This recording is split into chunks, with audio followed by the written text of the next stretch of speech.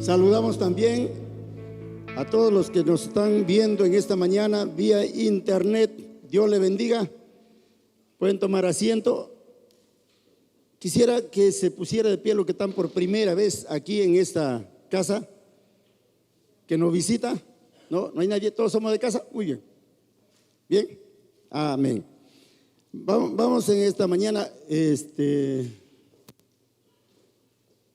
con ese panel. Ya, ese panel, hay que se quede, ¿sí o no? Que se quede así. Porque ya viene el que debe venir, que vamos a tener, amén. Así que Dios hace las cosas a su tiempo y nosotros nos alegramos. Tenemos los paneles medianos auxiliares con los cuales nos podemos ayudar en esta mañana. Soy el pastor Pablo Atalaya.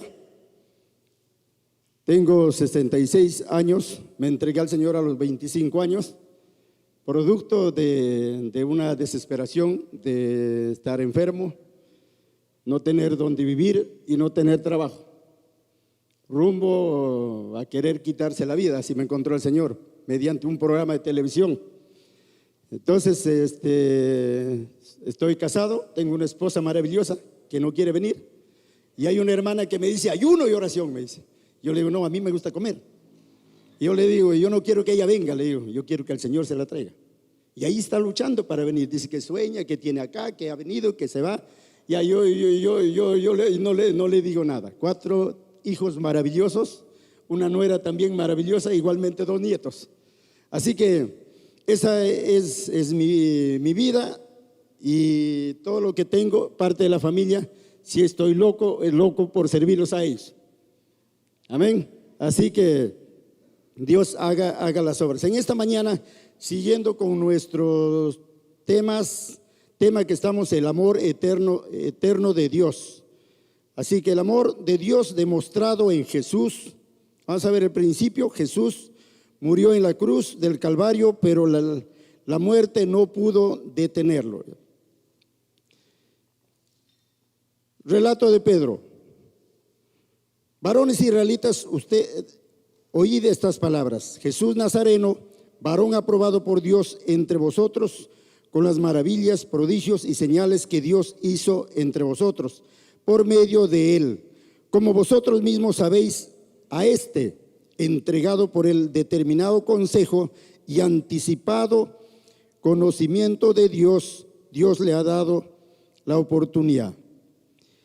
A este prendisteis, matasteis por mano de inicuos, crucificándole, al cual Dios levantó, suelto los dolores de la muerte, por cuanto era imposible que fuese retenido por ella. En esto va a ir como principio para ir viendo la palabra de Dios.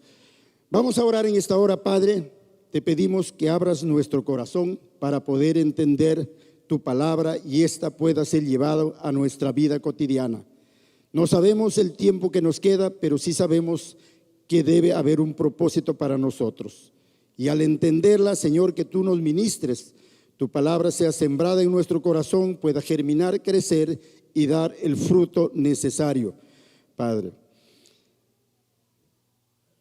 Mostró la raíz de Jesús, mostró la razón de su nacimiento en Mateo 1:21 y Lucas 1:35.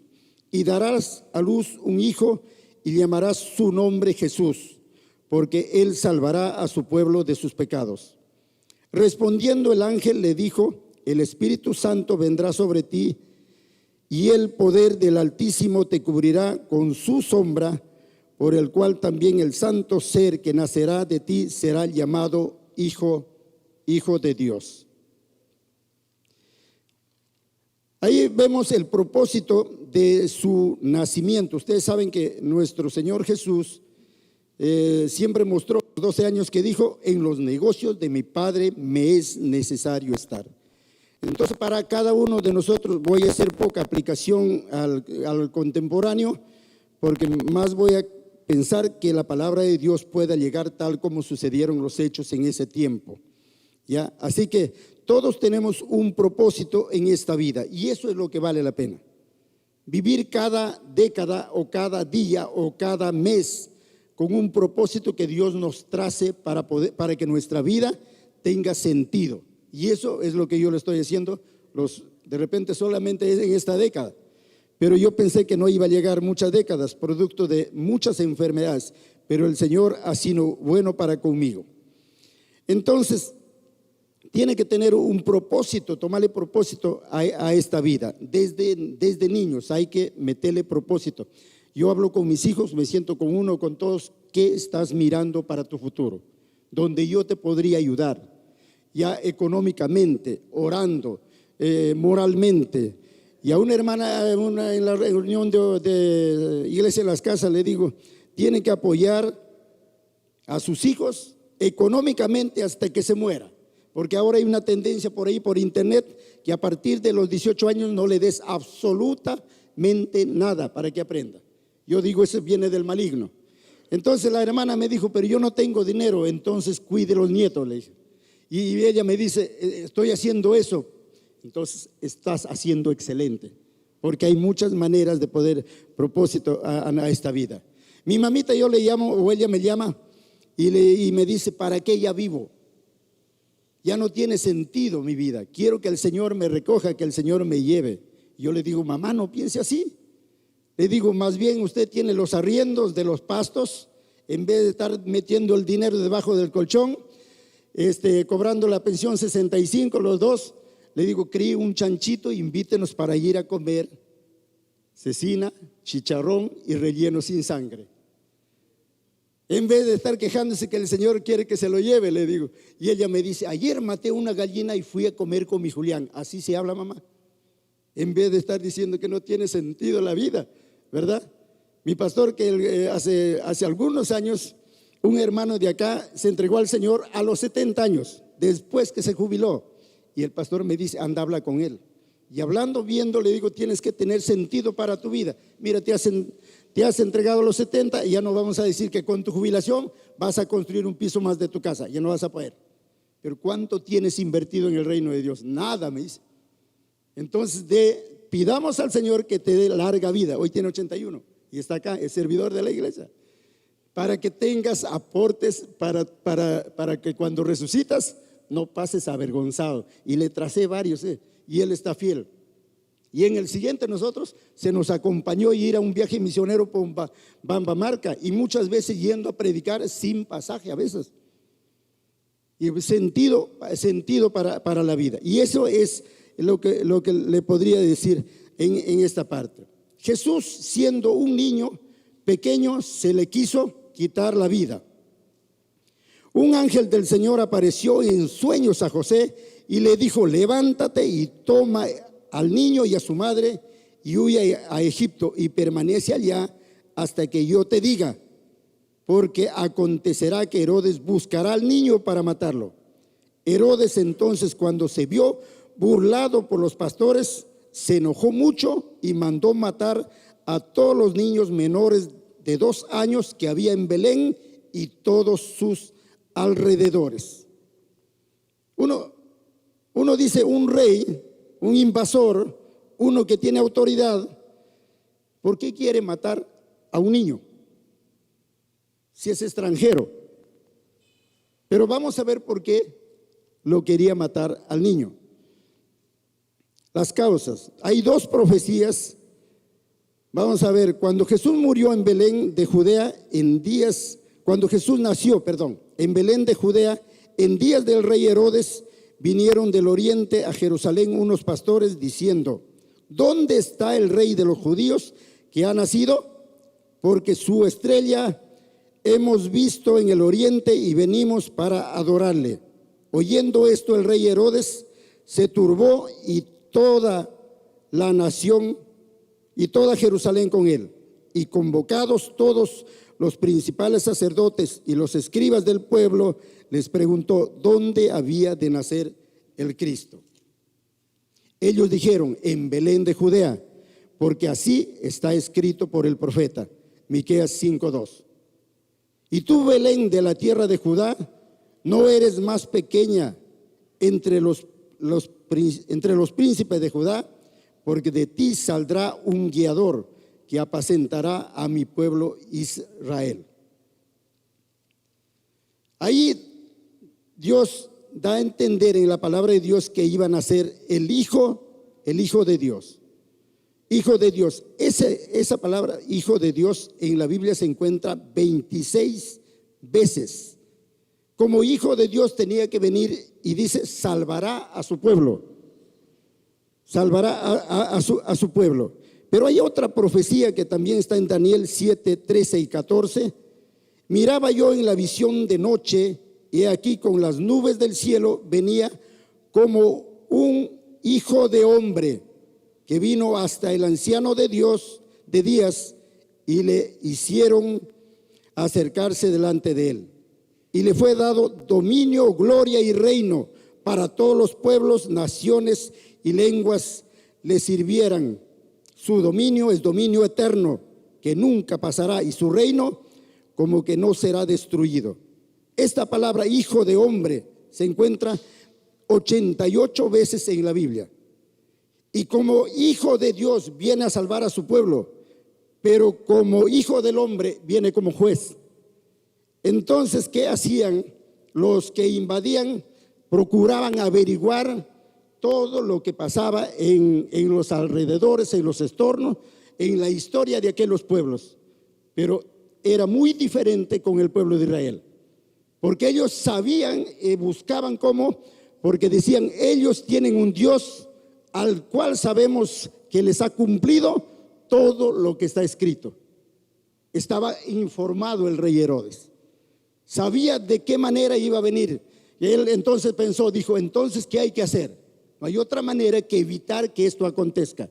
Nosotros somos invasores, nosotros somos depredadores en esta nación, y si nace alguien que encaja en las profecías de este pueblo y de Israel, hay que evitarlo. Por eso es que envió matar a todos los niños menores de 2 años de todo Belén y los alrededores. Y de ahí viene una profecía, ¿no? Tú, Raquel, que lloras a tus niños, ¿cómo habrá sido? Imagínense que los soldados romanos entren por casa y maten a todos los niños menores de 2 años. ¿Cómo habrán quedado no solamente los padres, sino también los abuelos, sino también los hermanos, sino también ver ese asesinato para evitar que aquel hombre que venía como hijo de Dios y como hijo del hombre se presentara, creciera y tuviera problemas los invasores? Los de Nazaret intentaron despeñarle. Lucas 4, 18, acá dice, el Espíritu del Señor está sobre mí, por cuanto me ha ungido para dar buenas nuevas a los pobres. Me ha enviado a sanar a los quebrantados de corazón, a pregonar libertad a los cautivos y vista a los ciegos, a poner en libertad a los oprimidos, a predicar el año agradable del Señor. Hoy se ha cumplido esta escritura delante de vosotros. Al oír estas cosas, todos en la sinagoga se llenaron de ira y levantándose le echaron fuera de la ciudad y le llevaron hasta la cumbre del monte sobre el cual estaba edificada la ciudad de ellos, para despeñarle. Mas él pasó por medio de ellos y se fue. Le conocían, se había criado con ellos, era hijo de José, era carpintero. Unos decían que era Elías, otros Juan el Bautista. Entonces, ¿qué hicieron? ¿Por qué lo rechazaron en Nazaret? Porque lo conocían, porque sabían que de quién era, un carpintero, una unción por medio de un carpintero, un llamado por medio de un carpintero. No entraba en sus mentes, conociéndolo a la persona. Hubo ese desprecio por la persona de nuestro Señor Jesucristo. Y como muchas veces pasa también entre nosotros los creyentes. Hace poco yo tenía un bulto en muchos años ahí en el pie, y en diciembre, orando acá los sábados en la mañana, yo siempre he orado muchas veces y he pedido oración, y todas las veces me tocaba, me agarraba. Cada vez que veía eso tenía temor, decía, va a crecer un día. Y uno piensa, ¿no? te van a cortar, te van a operar, te van a cortar y así vas a ir cada día disminuyendo. Y a mi lado estaba el pastor Wilber y viene a mi pensamiento, dile que ore. Me dijo varias veces, yo estaba ahí, le digo, no le digo, le digo, no le digo, le digo, no le digo, hasta que llega a la conclusión. ¿Qué tal si hoy el Señor me quiere sanar y no le digo? Cada vez que yo veo este bulto me voy a torturar con eso. Mejor le digo.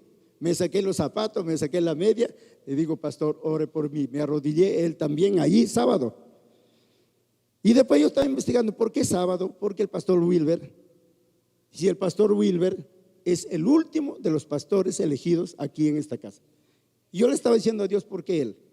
Para no despreciar a ninguno de nuestros elegidos, a los que son ungidos. Amén. Porque eso pasa, ¿verdad? Eso pasa. Yo he visto a veces cuando pasa un pastor, ¿quién me va a hablar? ¿Quién me va a decir?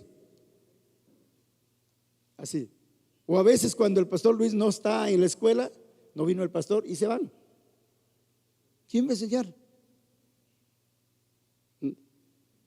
A veces la pastora Angélica, que es la más jovencita, sale a predicar.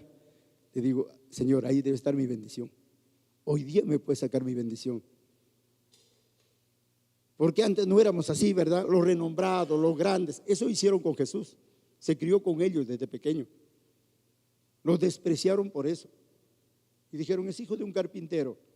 Se molestaron con ellos. ¿Y qué quisieron hacerlo? Quisieron matarlo. Porque ese es el corazón del religioso, ¿verdad?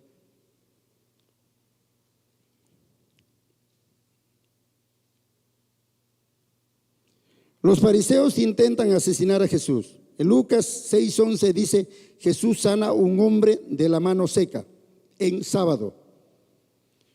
Por esto los judíos aún más procuraban matarlo, porque no solo quebrantaba el día sábado, sino que también decía que Dios era su Padre, haciéndose igual a Dios.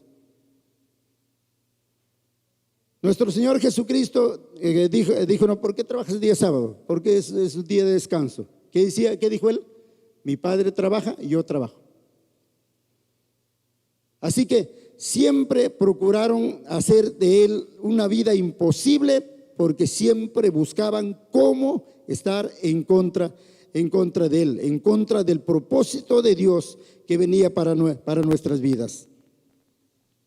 Caifás profetiza sobre la muerte de Jesús. Juan 11, 49 al 53. Entonces Caifás, uno de ellos, sumo sacerdote, aquel año les dijo: vosotros no sabéis nada, ni pensáis que nos conviene que un hombre muera por el pueblo y no que toda la nación perezca.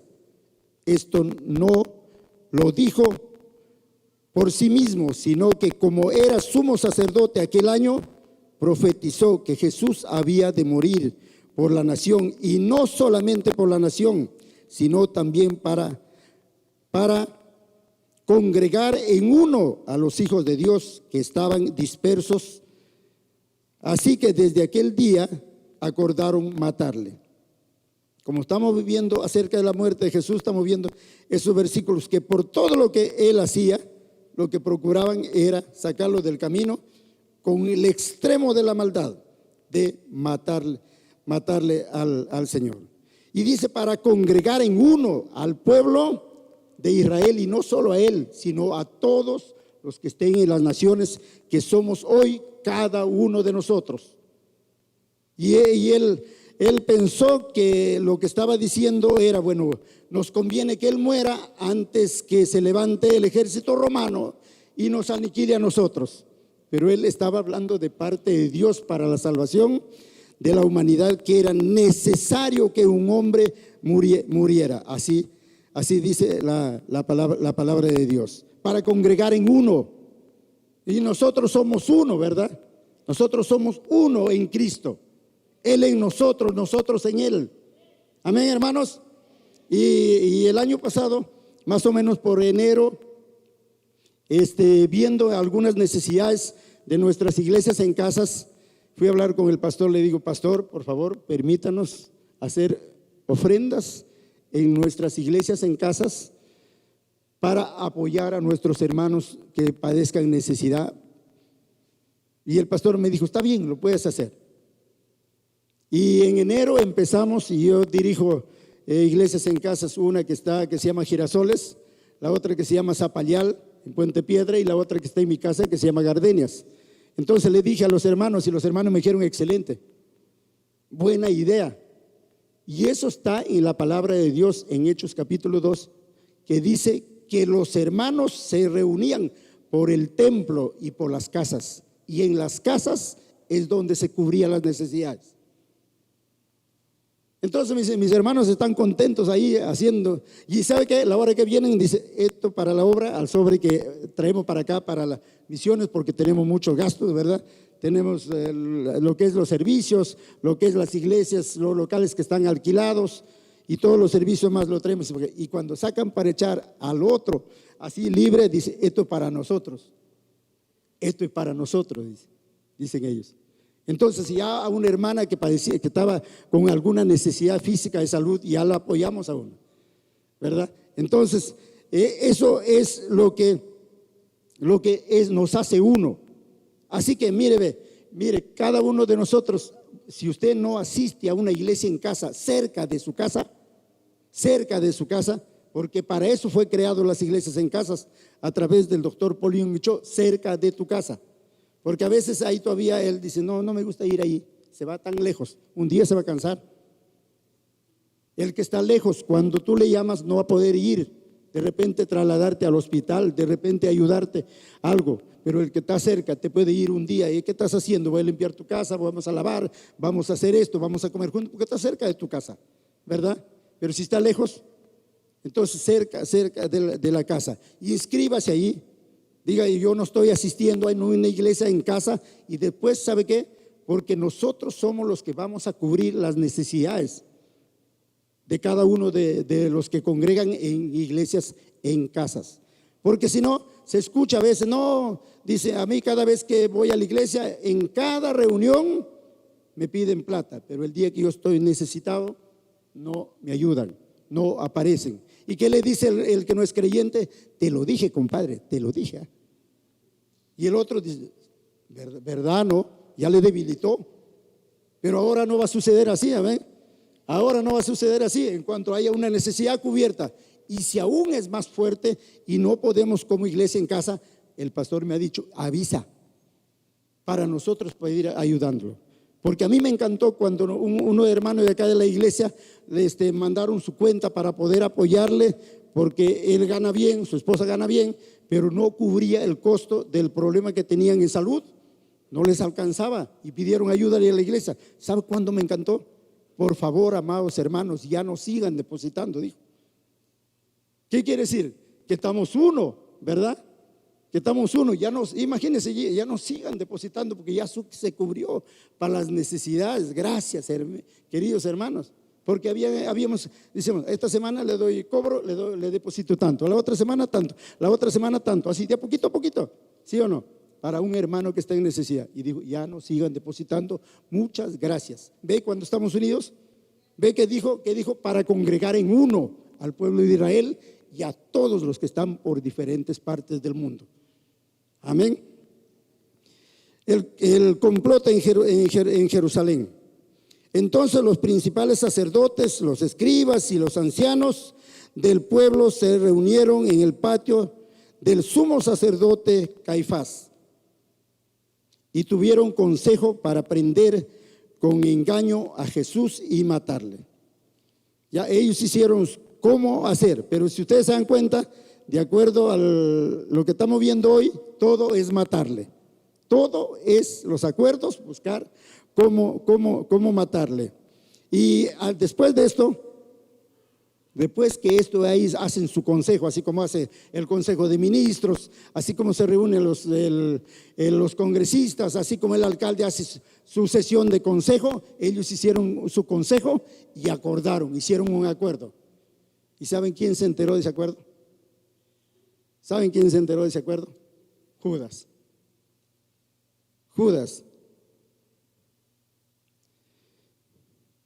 Vamos a hablar un poquito de Judas, ¿ya? Vamos a hablar un poquito de lo que nos dice Judas.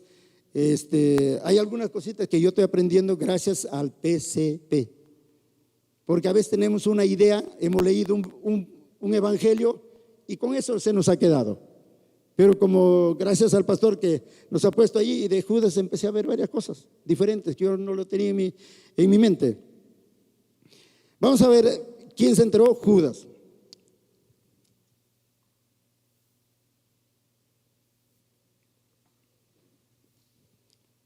Mateo 10:1.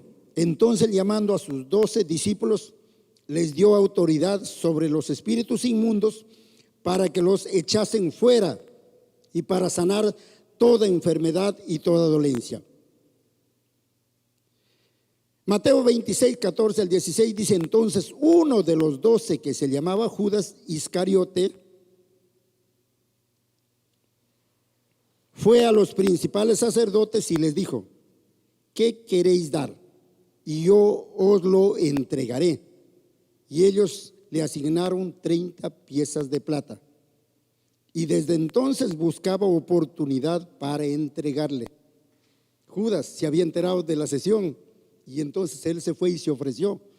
No desde el momento que Jesús le dijo: anda, lo que vas a hacer, hazlo pronto. Él ya lo tenía programado, ya lo tenía pensado, cuánto le tenían que dar, solo que no sabía cuándo lo iba a hacer, pero buscaba oportunidad.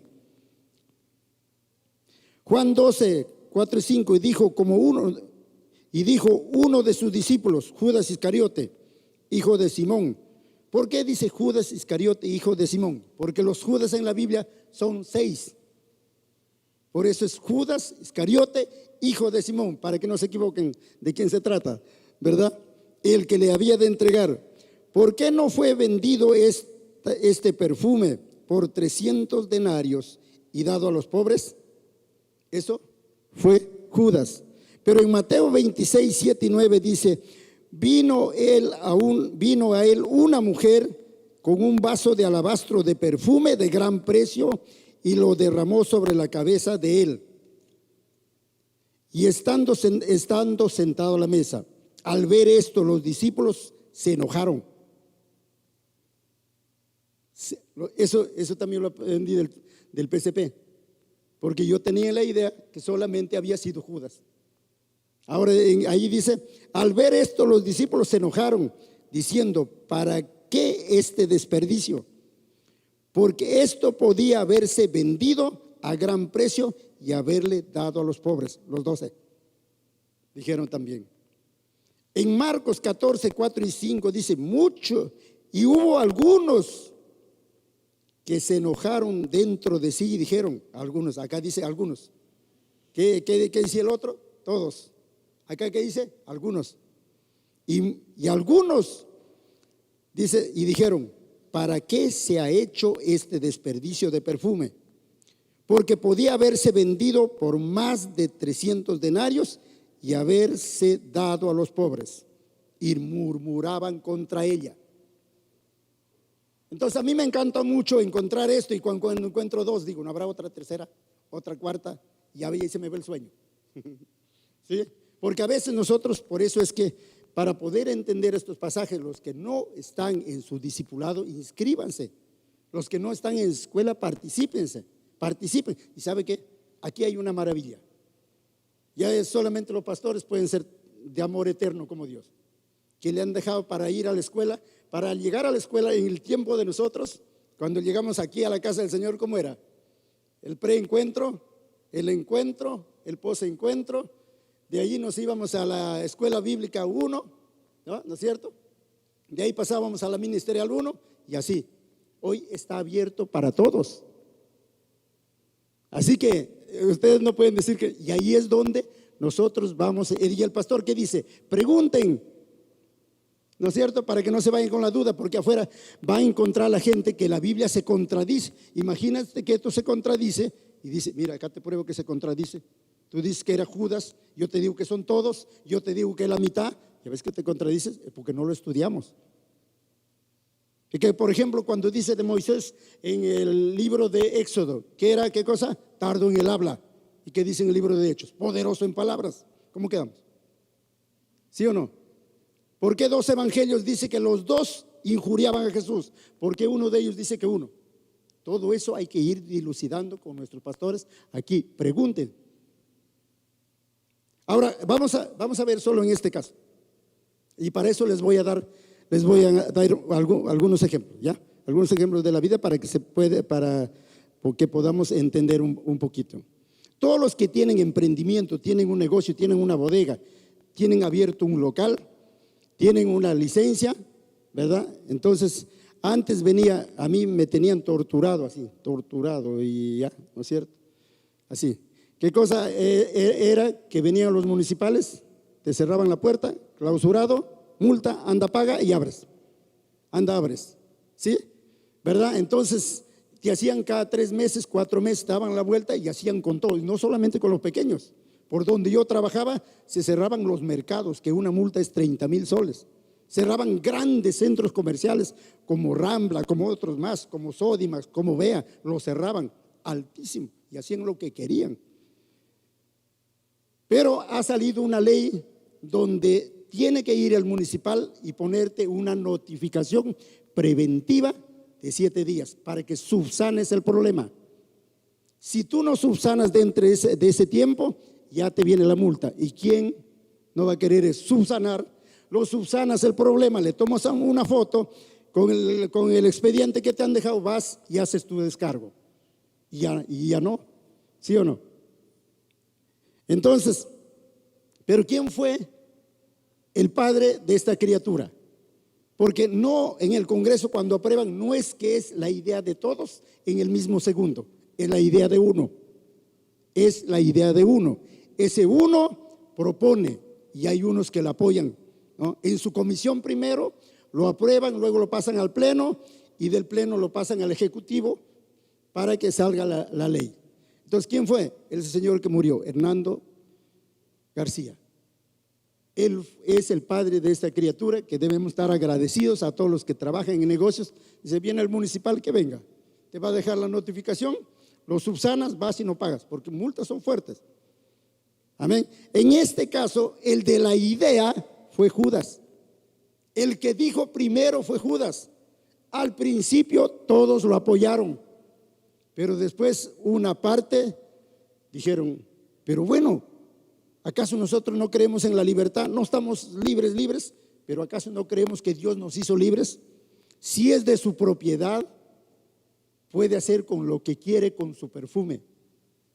Y está bien lo que ha hecho, ¿verdad? Entonces de ahí queda que de todos pocos, uno. Así se va en la Biblia sacando los versículos, que a veces hay 1, 2, 3 para esas cosas, ¿ya? De todos, uno. No sé si me dejé entender. Jesús condenado a muerte. Vamos a ver en Lucas. Pilato dijo por tercera vez, pues qué mal ha hecho este, ningún delito de muerte he hallado en él. Le castigaré pues y le soltaré. Mas ellos instaban a grandes voces pidiendo que fuese crucificado, y las voces de ellos y de los principales sacerdotes prevalecieron. Entonces Pilato sentenció que se hiciese lo que ellos pedían. Nosotros tenemos en la Biblia, encontramos a los saduceos, que era la casta más alta de donde estaban los sacerdotes. Los fariseos eran la clase media. Los escribas eran aquellos que traducían los escritos, conocían muy bien porque ese era su trabajo, ¿verdad? Y también encontramos a los ancianos del pueblo, que eran los gobernantes políticos, no al 100% porque estaban bajo el imperio romano, y entre ellos se reunían para poder pedir la muerte de Jesús. Jesús da su vida. Lucas 10 dice, yo soy el buen pastor. El buen pastor su vida da por las ovejas. Por eso me ama el Padre, porque yo pongo mi vida para volverla a tomar. Nadie me la quita, sino que yo de mí mismo la pongo. Tengo poder para ponerla y tengo poder para volverla a tomar. Este mandamiento recibí de mi Padre. Porque al empezar su ministerio nomás lo querían matar, lo llevaron a la peña para tirarlo. ¿Y qué hizo el Señor? Se dio la vuelta y se fue tranquilito por medio de ellos, porque no podían hacerlo, porque todavía no era el tiempo que Él entregara su vida.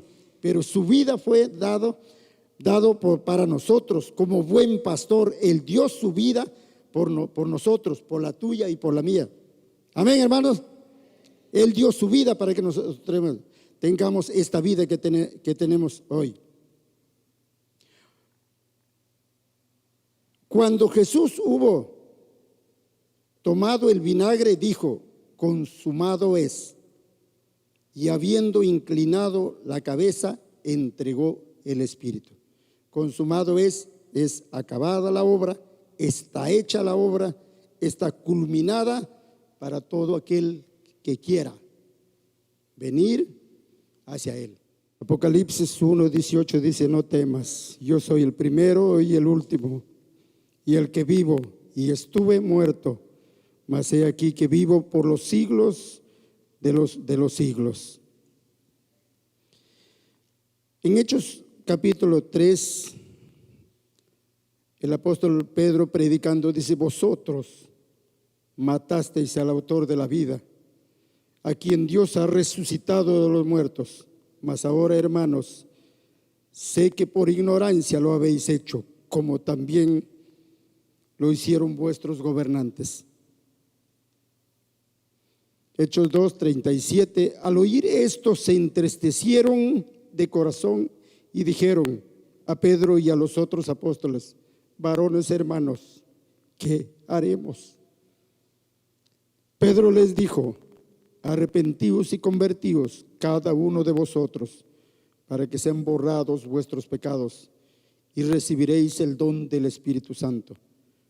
Porque para vosotros es la promesa, y para vuestros hijos, y para todos los que están lejos, para cuanto el Señor nuestro Dios llamare. Nuestro Señor Jesucristo en la cruz, por aquellos que estaban gritándole, por aquellos que le estaban insultando, por aquellos que habían pedido su muerte, Jesús dijo: Padre, perdónalos, porque no saben lo que hacen. Y ahí en eso se basa Pedro para decir: ustedes mataron al autor de la vida, pero sé que lo han hecho por ignorancia.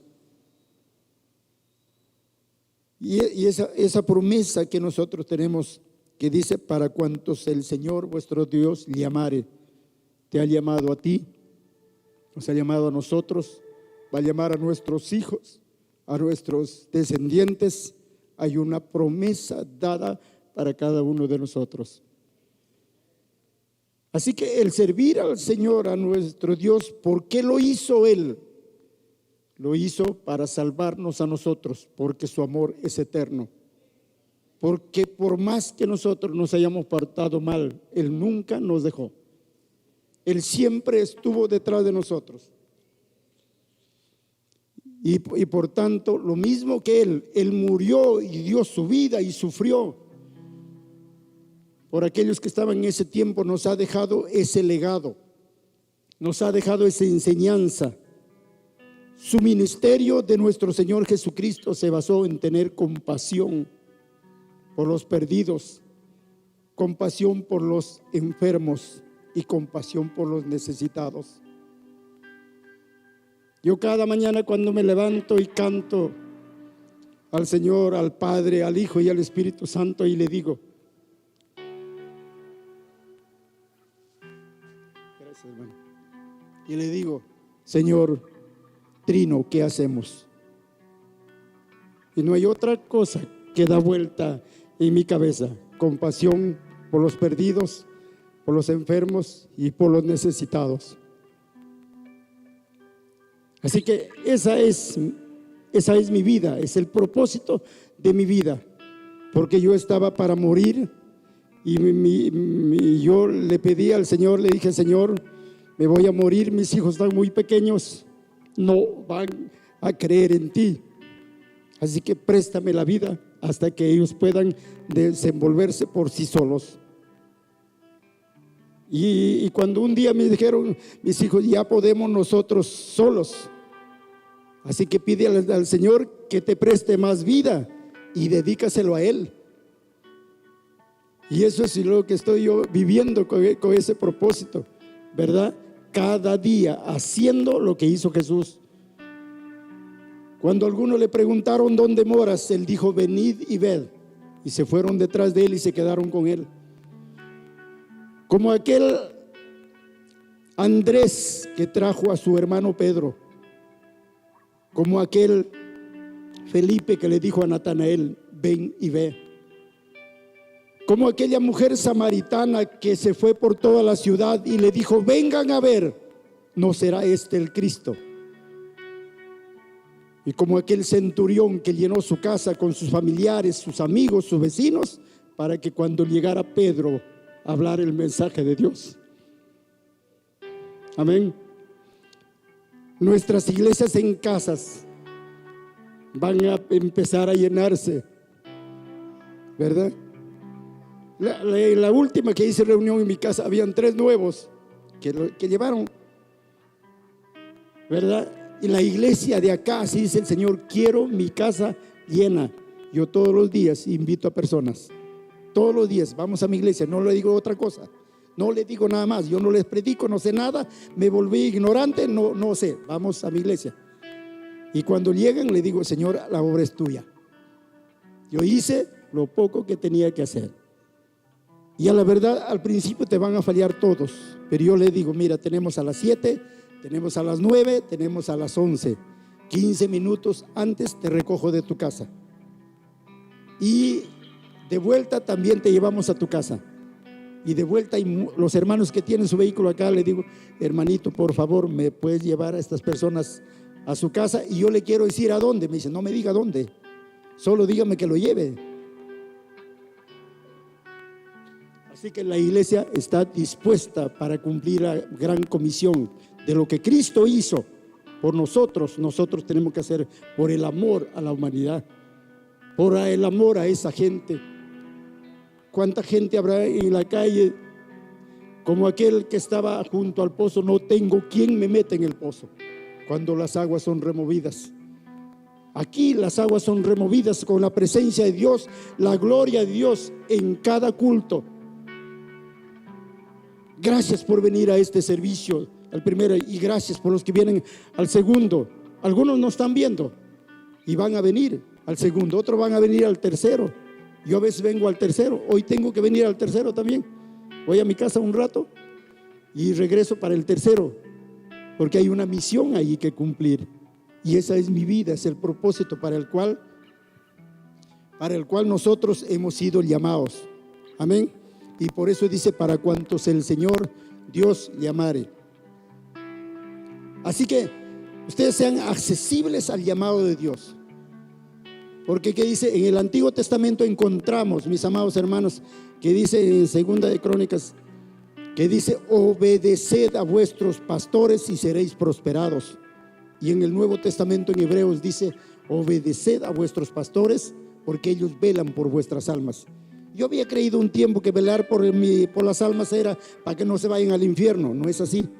En el alma nuestra está nuestros pensamientos, nuestras emociones, todo lo que tenemos está en el alma. Está en el alma. Entonces lo que nos dicen ellos para nosotros es que ellos están cuidando. Y cada día cuando nos dicen dónde debemos vivir el evangelio, en nuestra casa. En nuestra casa. Conocí a un familiar mío que trataba mucho a su nuera, trataba mal a su nuera, y yo un día le escribí, le dije, cuando tratas mal a una nuera, pierdes a un hijo. Así que ella ha cambiado. Ahora dice, ya no es una que la desprecio, que la odio, ahora es una de mis hijas. Así. Para mí mi nuera, la que vive en mi casa, vive todo separado, pero me estima, me valora. Me dice, señor Pablo, le he guardado una sopita, le he guardado torta, le he guardado un pedazo de pollo cuando yo llego en la noche. Pero tuve que ganarme el corazón. Ellos vienen al segundo culto. Tuve que ganarme el corazón sirviéndole, aseándole. Entraba a su baño y de repente lo encontraba medio sucio y agarraba ácido, le dejaba limpiecito. Porque el pastor, ¿qué nos ha dicho? ¿Dónde vives el evangelio? En tu casa. Lo encontraba su lavadero con platos, oye, limpiecito. Me iba, buscaba su tacho, estaba ahí, lo llevaba a botar su basura.